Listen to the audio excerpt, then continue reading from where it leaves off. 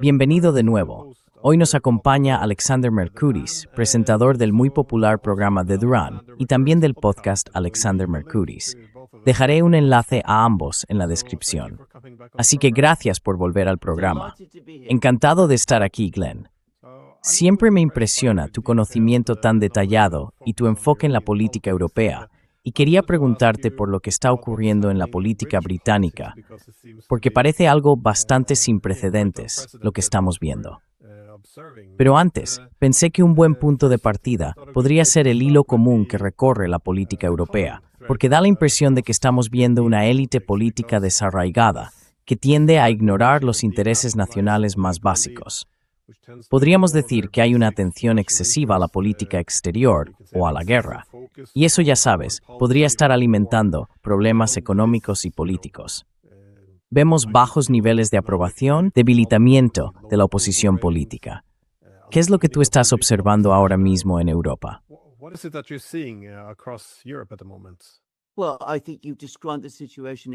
Bueno, creo que has descrito la situación exactamente como es. Y la crisis en el Reino Unido está directamente relacionada con eso. Una de las razones por las que tenemos una crisis política en el Reino Unido es porque existe la percepción de que el liderazgo político británico y el actual primer ministro, Keir Starmer, están centrados de forma muy limitada en lo que se llama, de manera eufemística, política exterior. Pero en realidad, ni siquiera es política exterior en el sentido clásico del término. En lo que de verdad están centrados es en Rusia, en el conflicto en Ucrania y en el proceso más amplio de integración europea.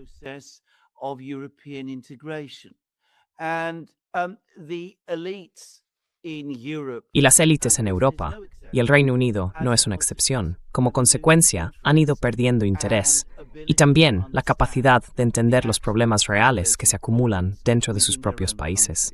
Y es eso lo que está generando una inestabilidad política cada vez mayor. Si hablamos de Keir Starmer, uno de los apodos que se le da aquí es Never Hear Keir, porque está constantemente viajando por el mundo, preocupado sobre todo por Ucrania. Y creo que eso lo dice todo. Hay una sensación generalizada de que está en el fondo desconectado y desinteresado de los problemas del pueblo británico y de los problemas que afronta el Reino Unido. Esos problemas tan grandes, crecientes y difíciles de resolver que enfrenta el país en su conjunto.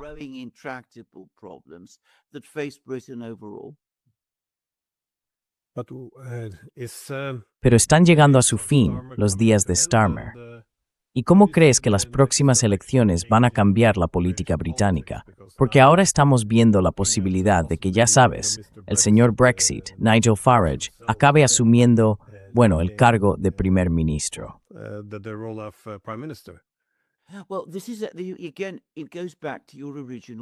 Bueno, esto, de nuevo, nos lleva a tu punto inicial sobre una élite europea que sigue muy centrada en estos temas. Starmer no es una excepción a la regla, es la regla. Es totalmente representativo de los demás. Quiero decir, se ve claramente con Heiko Maas en Alemania, que está sobre todo centrado en el rearme para enfrentarse a Rusia, en apoyar a Ucrania y en todo eso. Se ve con un político tras otro. Se vio con Frederiksen en Dinamarca. Se ve con los distintos líderes que hemos tenido en países como los Países Bajos, Polonia o donde sea. Están completamente volcados en esas cuestiones. Y si hablamos de Starmer, sí, probablemente nos estemos acercando poco a poco al final de la etapa en la que seguirá siendo primer ministro.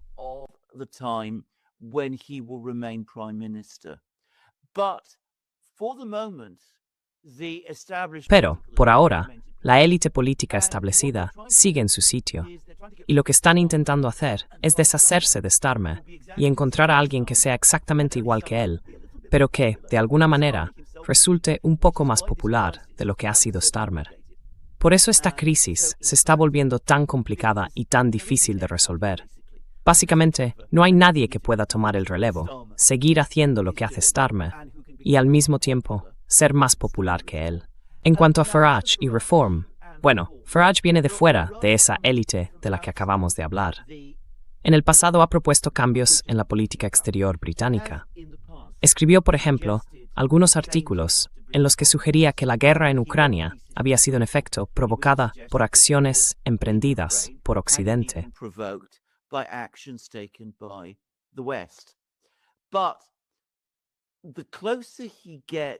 Pero cuanto más se acerca al poder real, menos habla de esa manera, y más empieza a hablar, como hace la élite, sobre política exterior, sobre las relaciones con Rusia, sobre la situación general en Europa.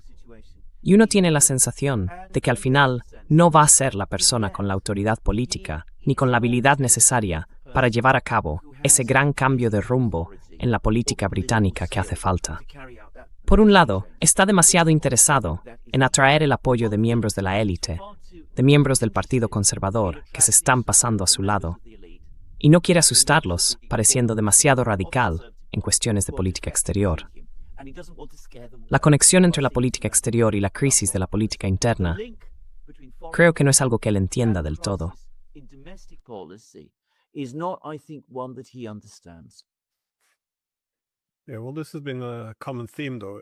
Sí, bueno, este ha sido un tema bastante común, tanto en Estados Unidos como en Europa, por lo que parece. Es decir, puedes votar a quien quieras, puedes poner a otra persona en el trono, pero al final no puedes cambiar las políticas. Y no solo pasa con Trump. Creo que Meloni también se ha convertido en un buen ejemplo de esto.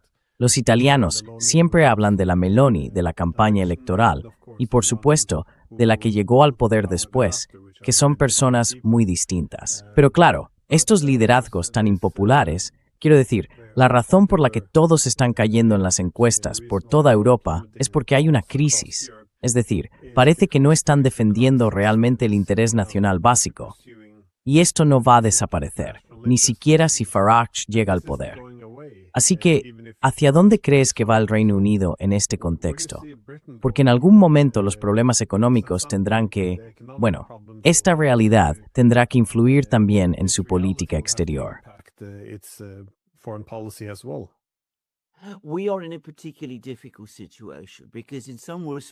Estamos en una situación especialmente difícil, porque en algunos aspectos nuestros problemas son especialmente complicados de resolver. En los años 80, quizá el Reino Unido invirtió en exceso en su sistema financiero. Fue el primer país europeo que, en la práctica, desindustrializó su economía o que se alejó de la manufactura como núcleo de una economía occidental. Apostó con fuerza por los servicios financieros. También dependía mucho del petróleo del Mar del Norte para cubrir sus costes. El resultado fue que cuando llegó la crisis financiera de 2008, el Reino Unido quedó expuesto como una economía unidimensional, sin la profundidad estratégica necesaria para superar el problema. Así que, desde 2008, lo que hemos tenido, como consecuencia, es un periodo muy largo de estancamiento económico. Is a very long period of economic stagnation. Living standards have been flat or falling. Los niveles de vida se han mantenido estancados o han caído. La producción prácticamente no ha crecido. La deuda sigue aumentando, porque los costes que los gobiernos tienen que asumir no dejan de subir, pero la economía no avanza al mismo ritmo. Los impuestos suben, y tanto la balanza por cuenta corriente como el déficit presupuestario y el déficit comercial se amplían constantemente. Así que tenemos un problema serio en el Reino Unido, más grave y profundo que el que se ve en otros lugares de Europa. Al mismo tiempo, por razones históricas, estamos aún más encerrados en este consenso de política exterior que quizá en otros países europeos. No existe, por ejemplo, un equivalente al AfD en el Reino Unido, donde sí se ven personas que defienden ideas y programas alternativos.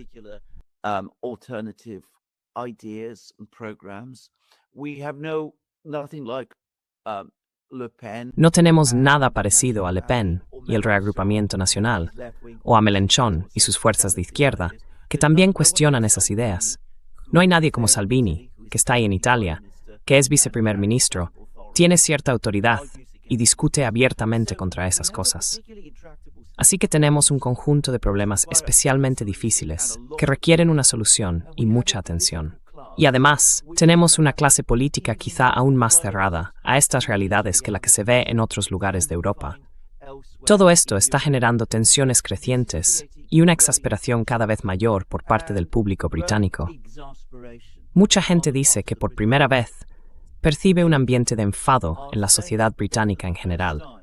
Si uno mira los medios británicos, encuentra esa palabra, enfado, por todas partes. British media, you find that word anger all over the place. And this is the cause of it. Y esta es la causa de todo. El peligro está en que, como el sistema político aquí resulta tan poco receptivo, es como una olla a presión. La ira va aumentando sin parar, y podríamos acabar viendo cómo esa olla estalla. Eso podría dar lugar a movimientos y fuerzas políticas que todavía no podemos ver, pero que podrían ser mucho más radicales que todo lo que hemos visto hasta ahora. Cambios políticos en el Reino Unido que se produzcan de forma muy repentina y muy brusca, sin que haya consenso que los modere, y que a largo plazo podrían ser extremadamente desestabilizadores. Por eso he dicho que estamos casi en una situación pre-revolucionaria. Básicamente, esta es la razón. This is basically the reason why. Sí, bueno, no estamos exactamente en 1848 todavía, pero aún así, da la sensación de que la legitimidad política está atravesando una crisis, hasta el punto de que ya no puede sostenerse. En algún momento, como decías, la olla a presión se abre. Solo se puede llegar hasta cierto límite. Pero me alegra que hayas mencionado Alemania, porque allí sí tienen otras alternativas. Bueno, la alternativa para Alemania, que ahora mismo es el partido más popular en las encuestas del país, lo cual es bastante llamativo si pensamos que se fundó en 2012 o 2013. Así que es un partido relativamente nuevo. Pero en este sentido vemos que el canciller alemán, Friedrich Merz, es incluso menos popular que Starmer.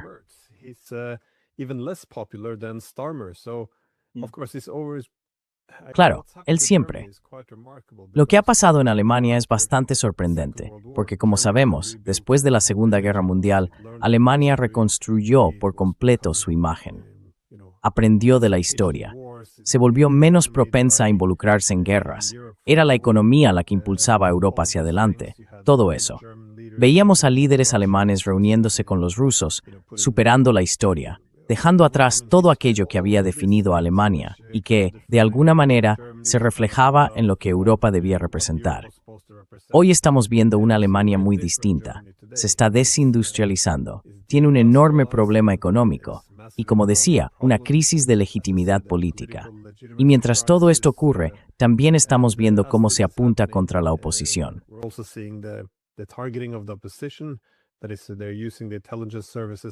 Es decir, están utilizando ahora los servicios de inteligencia contra la AfD, calificándola de organización extremista.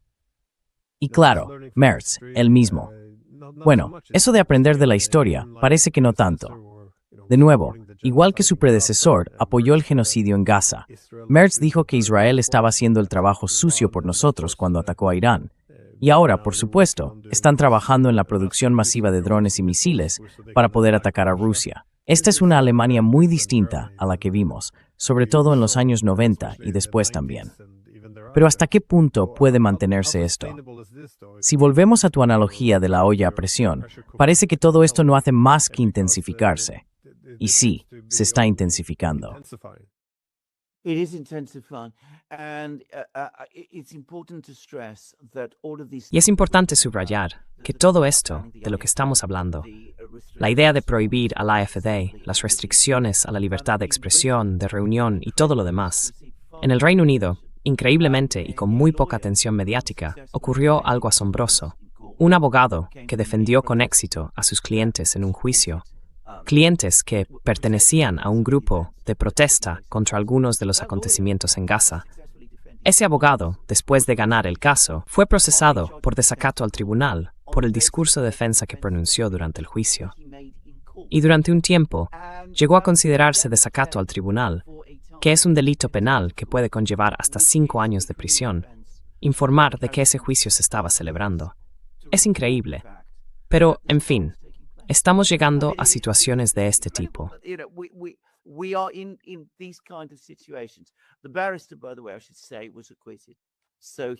Por cierto, el abogado, debo decirlo, fue absuelto, así que ganó el caso. El punto es que todo esto son manifestaciones de una creciente inseguridad y nerviosismo por parte del sistema político. Hablo de cosas como plantear la prohibición de la AfD o hacer que lo investiguen los servicios de seguridad. Todo eso es señal de un sistema político que no es capaz de cambiar sus políticas, que no quiere adaptarse a los cambios que vienen y que reacciona de la única forma que cree que aún puede hacerlo, usando herramientas represivas y administrativas. Y tengo que insistir en esto. Cuando entramos en una situación de ese tipo, estamos ante una posible crisis. Es decir, es claramente un indicio de una gran crisis de legitimidad cuando se habla de prohibir al partido más popular y de investigarlo de esa manera.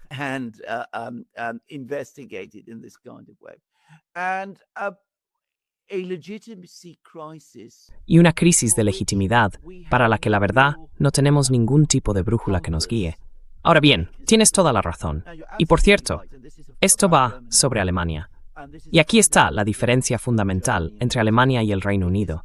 En Alemania están yendo contra la corriente de su historia reciente, que ha sido buscar una Europa pacífica y estable, una relación estable con Rusia, mantener vínculos económicos estrechos con Rusia, la llamada Ostpolitik y todo eso, una política que se remonta a los años 60. En el Reino Unido es justo al revés.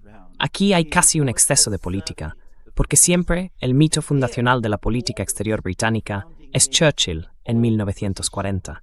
Y eso es de lo que siempre se habla, se malinterpreta profundamente, por cierto, y a lo que muchos quieren volver. Pero el efecto, al final, es el mismo.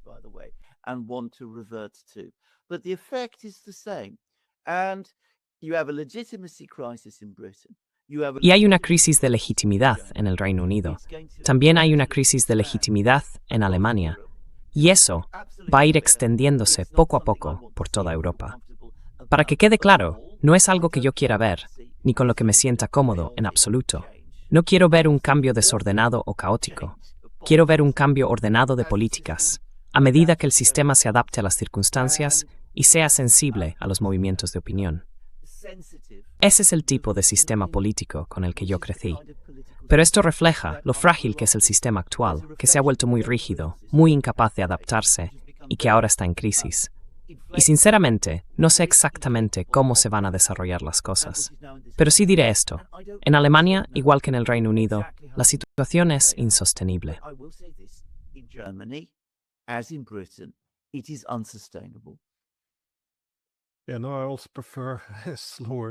Yo también prefiero los cambios lentos, graduales, pero ahí está el problema. Cuando uno se contiene demasiado, ya no es capaz de reformar nada.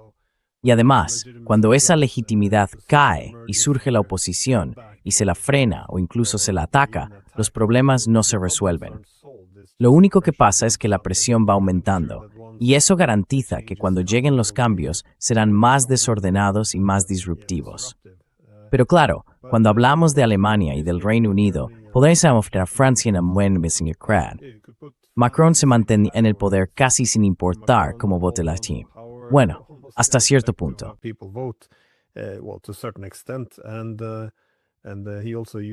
Y también utilizó, por supuesto, la guerra judicial contra la oposición, contra Le Pen. Pero, ¿qué crees que está pasando en los países europeos medianos o pequeños? Porque vimos que en Rumanía consiguieron prácticamente anular los resultados de las elecciones, aunque eso parece estar desmoronándose. En Bulgaria hubo nuevas elecciones. En Hungría, quizás se celebró demasiado pronto la posible salida de Orbán porque no parece que los cambios vayan a ser tan profundos. Por supuesto, Eslovaquia sigue manteniendo su posición. Así que no es solo cosa de los países grandes de la Unión Europea.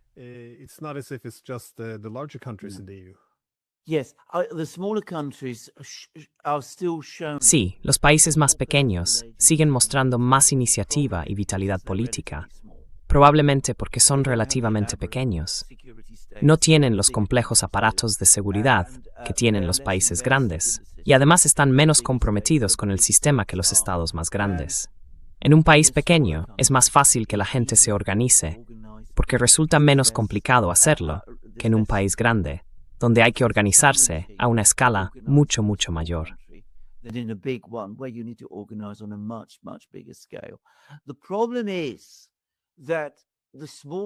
El problema es que los países pequeños solo pueden hacer hasta cierto punto para que haya un cambio en la dirección general.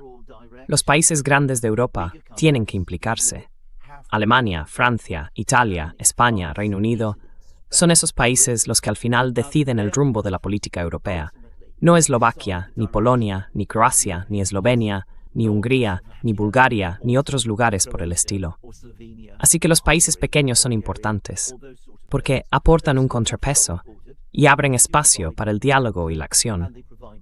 Pero tenemos que buscar el cambio en los países grandes antes de que ese cambio pueda producirse.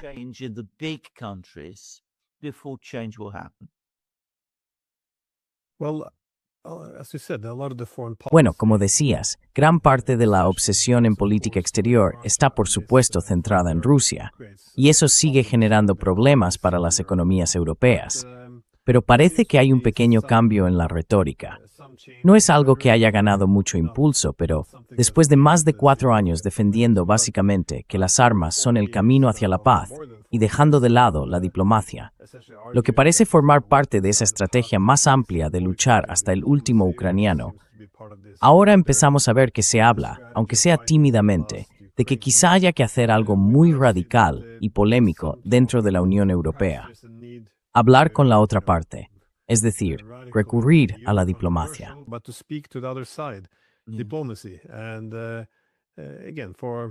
Y de nuevo, teniendo en cuenta que todos, más o menos, acordaron no hacer diplomacia y hasta la criminalizaron, quizá ahora sea un poco difícil dar marcha atrás. Pero el presidente finlandés, Stubb, señaló que ha llegado el momento de hablar con Rusia. Al menos eso es lo que publica el Washington Post.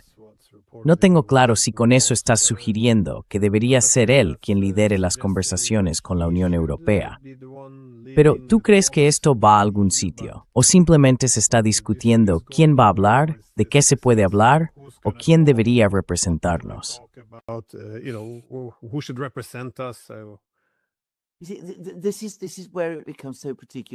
Aquí es donde todo se vuelve especialmente frustrante, porque sí, los acontecimientos empiezan a presionarles. Son conscientes de que la situación económica en sus países se está deteriorando. Saben que su gente empieza a impacientarse. Están nerviosos e inseguros respecto a su propio control. A veces me pregunto hasta qué punto entienden realmente lo que está ocurriendo en Ucrania y hacia dónde va la guerra. En ocasiones tengo la sensación de que están completamente desconectados de la realidad, aunque quizá algunos de ellos sí lo comprendan. Percibo algunos indicios de que entienden que la guerra no va bien y que esa victoria tan esperada y deseada sobre Rusia no va a producirse.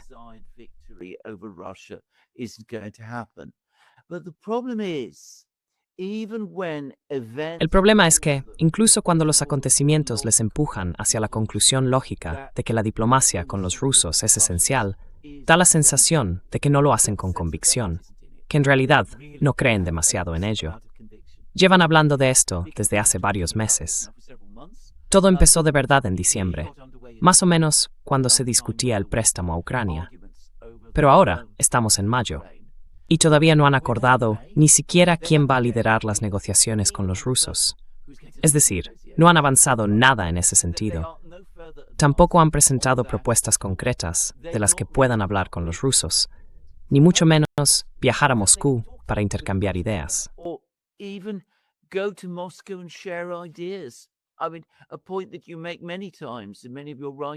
Quiero decir, un punto que tú repites muchas veces en tus escritos, no muestran ningún interés real en escuchar lo que los rusos tienen que decir. Tuvimos aquel episodio desastroso cuando Macron envió a 2 de sus colaboradores a Moscú, y los rusos sintieron que les estaban dando otra vez una lección, escuchando los mismos argumentos de siempre. Y los rusos dijeron, bueno, ¿cuál es el sentido de todo esto? Esto no es una negociación, es un diálogo en una sola dirección, básicamente un diálogo de sordos. Así que parece que no son capaces, aunque algunos de ellos lo hayan entendido intelectualmente, de aceptar la inevitabilidad de hablar con los rusos.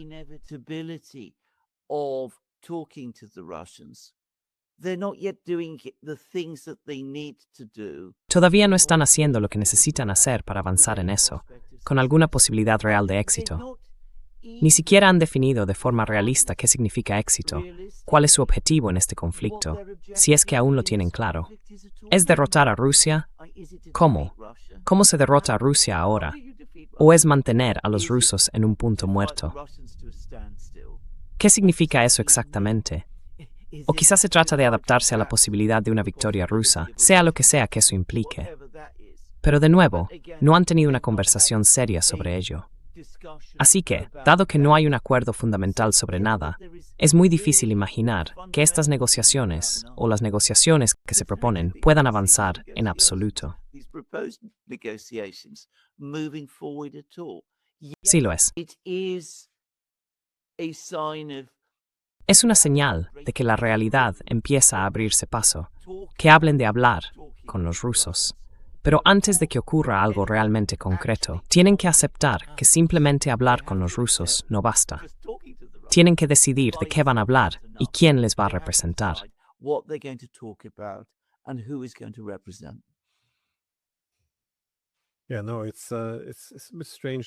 Sí, no, es curioso de ver, porque siempre es la misma lógica. Los europeos diciendo que necesitan tener un sitio en la mesa, que no es justo que los estadounidenses y los rusos estén discutiendo esto por encima de las cabezas de los europeos. Así que quieren un asiento en la mesa, pero nadie quiere hablar con Rusia. Y los que dicen, bueno, quizá, ya sabes, gente como Kaja Kallas, que debería liderar las conversaciones, pero da la impresión de que el objetivo es simplemente asegurarse de que nada avance. Quiero decir, estamos hablando de la misma Kaja Kallas que dijo que no tiene sentido hablar con Putin. Y por supuesto, que Rusia debería dividirse en muchos países más pequeños, porque así serían más fáciles de manejar.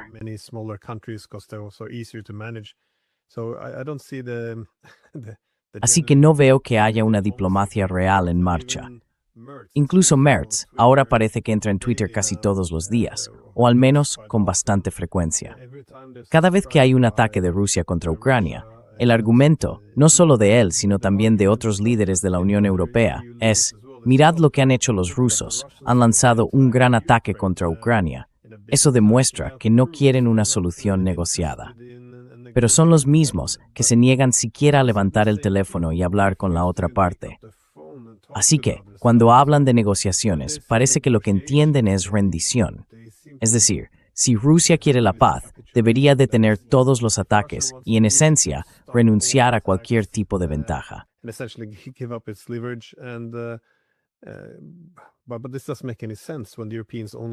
Pero esto no tiene ningún sentido cuando los europeos solo quieren un alto el fuego para, supongo, terminar, reagruparse y reabastecer las armas ucranianas. A veces pienso en el año 2022, porque cuando llegó ese gran consenso de que todos debíamos boicotear la diplomacia, Macron fue el último en alinearse. Intentó, durante un tiempo, mantener el diálogo con los rusos. Y recuerdo que entonces también se informó en las noticias que Macron había dicho que, aunque pudiera ser importante hablar con Rusia, el futuro de Europa no debía decidirse en Washington ni en Moscú. Así que teníamos que implicarnos. Y me pareció que tenía mucho sentido. Pero claro, al final se alineó como todos los demás, y ahora tampoco quiere hablar con los rusos. Es increíble de ver. Es increíble de ver. Y es que, volvemos a lo que hablábamos antes, sobre la crisis interna. Esa crisis interna, esas crisis de legitimidad que vemos por toda Europa, son en gran medida producto de esa forma de pensar. No se adaptan a la realidad. No se adaptan a las realidades económicas, ni a las de política exterior, ni a los cambios sociales que están ocurriendo dentro de sus propias sociedades. Tienen razón en una cosa. Insisten en que sus valores deben imponerse. Y siempre hablan de valores. Se refugian en ese lenguaje que, una vez más, impide cualquier salida real del tipo de trampa en la que ellos mismos se han metido. Y bueno, de vez en cuando se consuelan. Dicen que la guerra no va tan bien para los rusos, que las cosas van un poco más despacio ahora.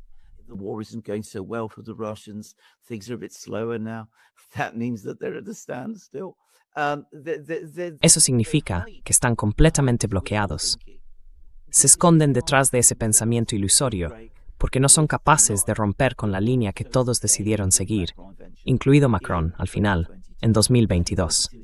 Cuando la gente mire atrás, el año 2022 se verá como un año extraordinario. se verá como el año en que se dio el primer paso hacia el desastre. Quiero decir, nosotros en Occidente podríamos habernos adaptado a los cambios, a las consecuencias de lo que pasó en la guerra y a los cambios económicos. Pero nuestra negativa a hacerlo nos ha condenado, básicamente, a una gran crisis que inevitablemente se acerca. Y los estadounidenses, por su parte, están cada vez más exasperados y frustrados, y ahora empiezan a dar señales de querer apartarse. Mientras tanto, los rusos parecen cada vez más irritados.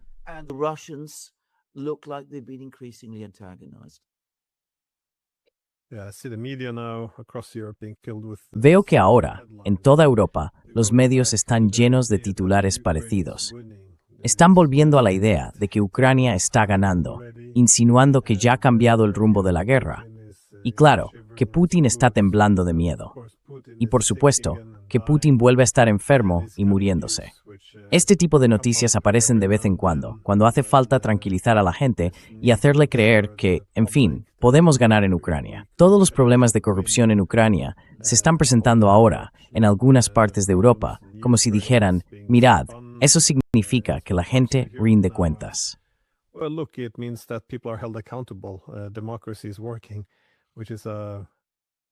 La democracia está funcionando, lo cual, de nuevo, es una especie de estrategia basada en la esperanza.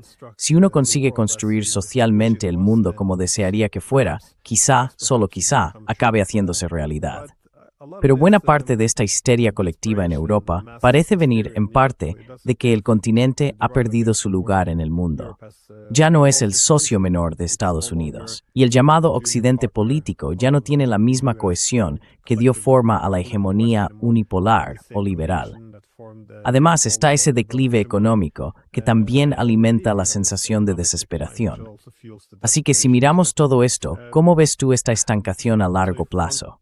¿Cuáles dirías que son las principales causas estructurales detrás de ella?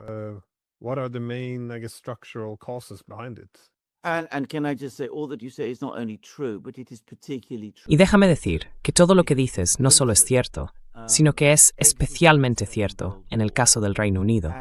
Porque claro, Gran Bretaña salió de la Segunda Guerra Mundial todavía como una potencia global, una gran potencia, un aliado importante de Estados Unidos, un país con unas fuerzas armadas muy poderosas y con la tercera base industrial más grande del mundo. Y toda la suposición operativa en Gran Bretaña es que seguimos siendo una gran potencia. Así que esto es...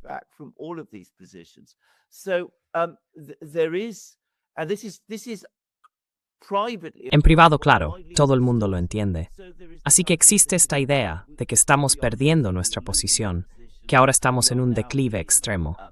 Y de algún modo, eso parece significar que debemos aferrarnos aún más a ese elemento de nuestro papel como gran potencia que todavía conservamos y que tiene que ver, de alguna manera, con la confrontación con Rusia. ¿Y dónde deja eso a Europa? En una situación muy grande, muy difícil y, en general, muy mala. Europa se ha acostumbrado mucho, no solo en el siglo XX o en el XIX, sino básicamente durante cientos de años, a ser el centro de la humanidad, el lugar principal donde ocurre el progreso humano, donde los niveles de vida son más altos, donde el cambio económico es más dinámico, donde la ciencia y la tecnología se impulsan con más fuerza, y donde el pensamiento filosófico, la cultura y el arte están en su punto más vital.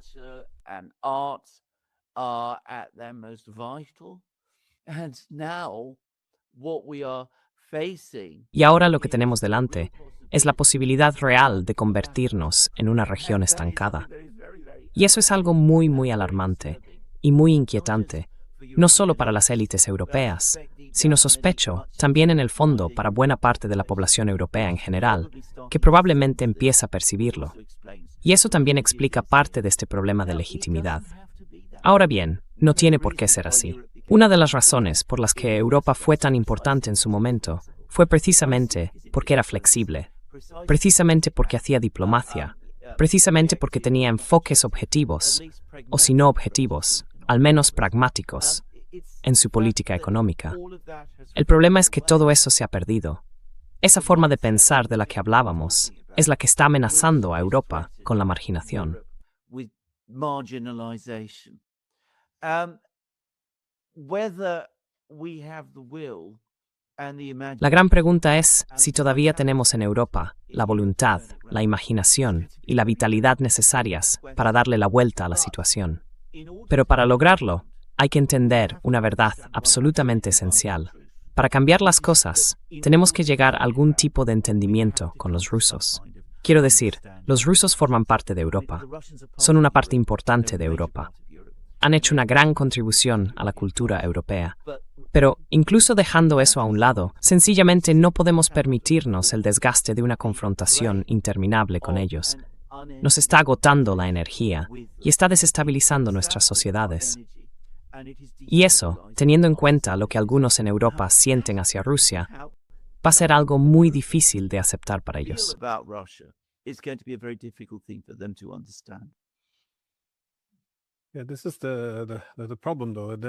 Pero este es el problema. No parece haber imaginación ni voluntad de intentar, en esencia, superar este conflicto, esta obsesión con tener que derrotar a los rusos. Es algo bastante extremo, porque también he preguntado a la gente, ¿qué significa exactamente eso? ¿Cómo se derrota a la mayor potencia nuclear del mundo, que además se considera a sí misma en una lucha por su propia existencia? Es algo muy peligroso. Pero entonces, ¿cuál sería la posible salida para Europa? Has dicho que los británicos podrían temer pasar de ser, por así decirlo, el centro del mundo en actividad económica a convertirse de repente en un país de segunda fila.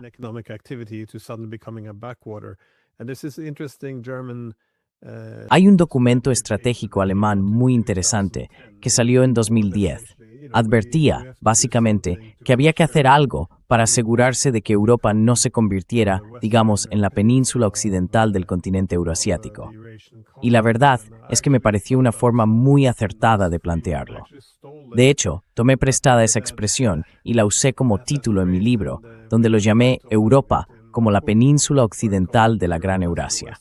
Pero lo que quería subrayar era que eso podría ser una solución para los europeos, porque si está surgiendo un mundo multipolar, Estados Unidos ya no es la única potencia, y Europa ya no es el centro. It could thrive if it would diversify its economic ties, that is, work with everyone, but also made the recognize the opposite choice for the Europeans, which is they could also, when they use their clients, bet everything, put all their eggs in the American basket, even though they don't want to be in Europe anymore, and hope that this, they can revive unipolarity and America will regain an interest in Europe. But that would just ensure their destruction. It just feels to me that we've gone with the second option here. But do you think is it too late? Just my last question, is it too late for Europe to make some fundamental changes because it's been decades of ignoring technological sovereignty, political autonomy. Cuando podríamos haber hecho las paces con los rusos, en lugar de reconstruir una nueva política de bloques. Han sido muchos años perdidos. Así que, ¿tú ves alguna posibilidad?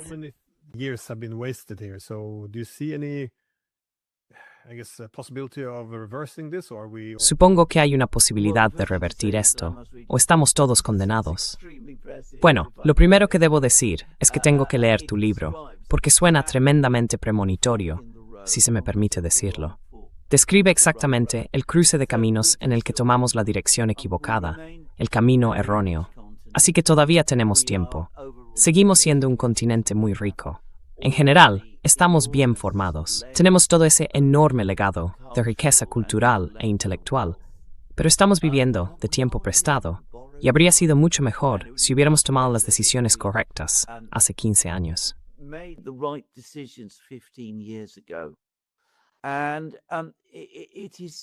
Y es trágico, y en cierto modo desconcertante, que no lo hiciéramos. Creo que esta es de hecho una de las grandes preguntas que hay que plantear. ¿Por qué exactamente decidimos seguir un camino que ya se veía que era el equivocado?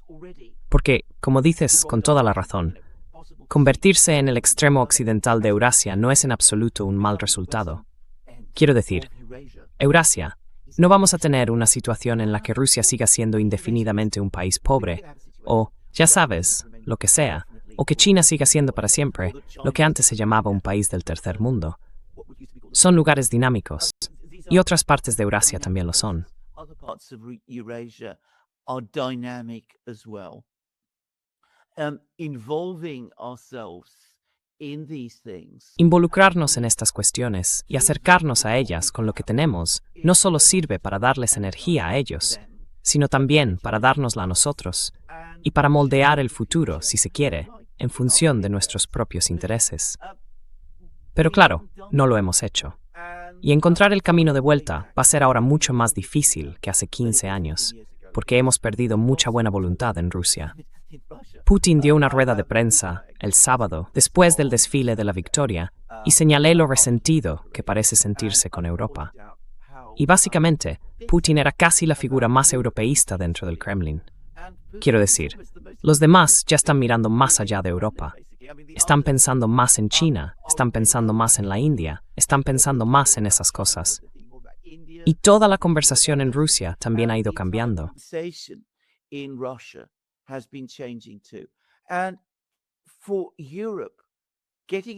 Y para Europa, resolver las cosas con Rusia es esencial, porque es Rusia la que representa la puerta de entrada de Europa hacia Eurasia. Son los rusos quienes controlan esa puerta, ese acceso. Pueden abrirla o pueden cerrarla.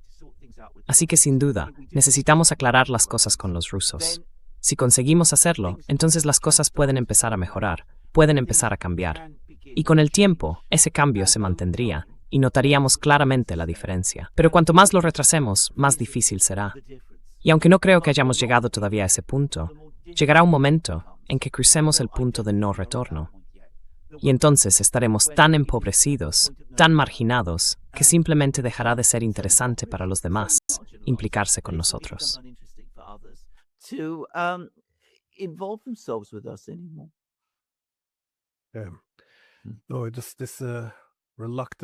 Esa resistencia a aceptar la realidad, creo que eso es lo que resulta tan agotador de ver, tan asfixiante.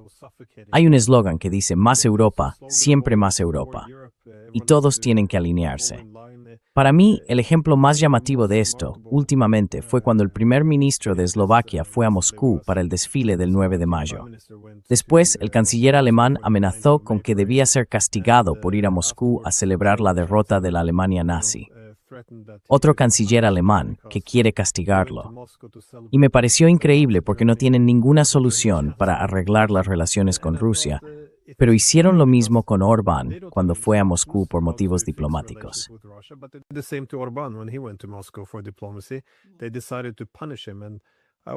Decidieron castigarlo. Y yo siempre pienso que, como mencionabas antes, parte de la vitalidad que tenemos que recuperar suele estar en la descentralización.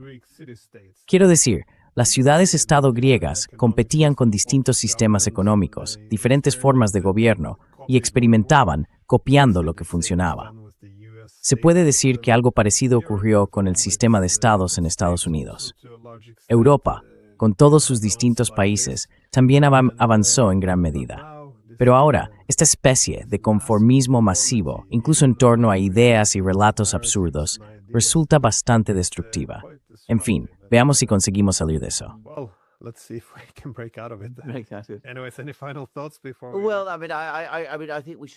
Bueno, ¿alguna reflexión final antes de que? A ver, yo creo que no deberíamos dejarnos llevar por la desesperanza con todo esto. Aún hay tiempo, y de hecho tengo la sensación de que estamos cerca de un punto de inflexión. Hay una crisis en el Reino Unido, hay una crisis en Alemania, y el año que viene habrá nuevas elecciones en Francia.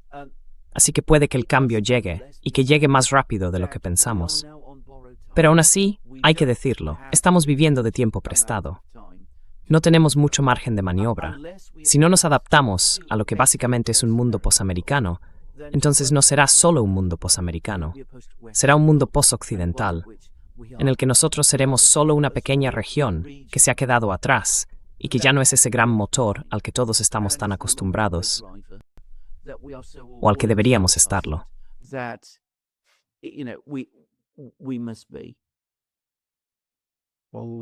Bueno, ese optimismo prudente suele ser mejor que cómo suelo terminar este podcast, así que me quedo con eso. Y muchas gracias. Gracias. Gracias, Glenn Deason.